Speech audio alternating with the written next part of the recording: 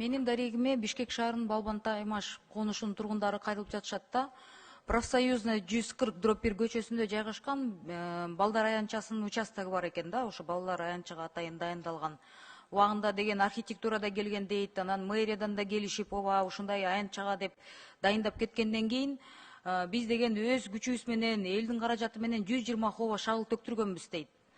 Кайтарып жүргөн жерибизге дейт, жасалма кызыл китеп жасалып, анан ошо кечөө мага да чалышып, мурда күндө кат жиберишип, ушуну укук коргоо органдары кайрылып бергилечи, текшерип берилсин, анткени 100% жасалма кызыл китеп дейт. Ким тиешеси бар, ким тиешеси жок, бизге аныктап бергилечи, элди жалдыратпай деп суранып атат да. Ошону Алмаз Акунжанович көңүлгө алып койгулачы.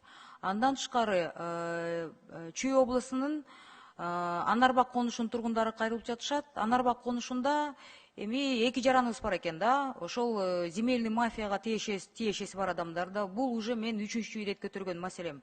Калдыбаева жана Табылдиев деген жарандар дейт да. Ошо айыл чарба багытындагы жер тилкелерин алдамчылык жолу менен 2-чи иреттен сатып жатышат.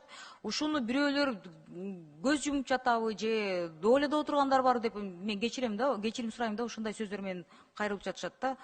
Укук коргоо органдары өкмөт көзөмөлгө алып койгулачы деп суранып атышат. Андан тышкары бул эми мэрияга суранычтар.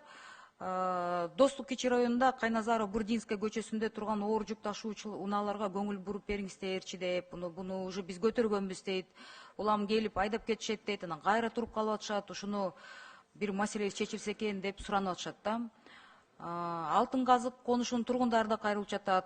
Бизде деген 17-50-77 автобус каттамдарынын акыркы аялдамасы Калыс Ордо конушунда бүтөт экен. Ушуну бизге чейин алтын казыкка чейин узартып бериңиздерчи деп мэрияга биздин үнүбүздү жеткирип койгулачы деп суранып атышат да.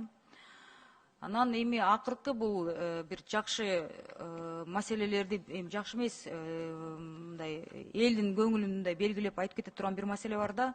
Бишкек шаарынын Тыныстанова 18-те бир канча болуп калды, 3-4 ай мурда чоң өрт болуп, чоң үйдө деген негизи деген кемпир чалдар жашаган, эски ошол шаардыктар ошол жашаган үйдө аябай чоң пожар болгондон кийин эмеси чатыр өрттөнүп кетип, элден да акча чогултуп, анан ошо ар кайсы жерлерге кайрылып атып, аягында бул маселени Бишкек шаарынын мэри көзөмөлүнө алып, мына жакында бир жума болуп калды, барып келдик.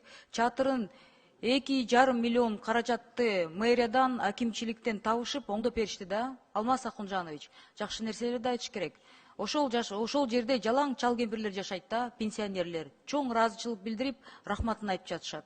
Ушуну бир өзгөчө белгилеп айтып коюңуздарчы деп сурангандыктан бул жерден атайын айтып атам да. Ага деген азыр Бишкек шаары кеңейип, Ленин районуна Учкун коңуш кошулуп атат. Ошол коңуштун тургундары кайрылып атышат да. Аэропорт Манаска кетип бараткан жолдо дейт. Бизде ошондо Бишкектен 25 километрде 1000 гектар жерибиз эми эгин талай айыл чарба жерлери бар дейт да.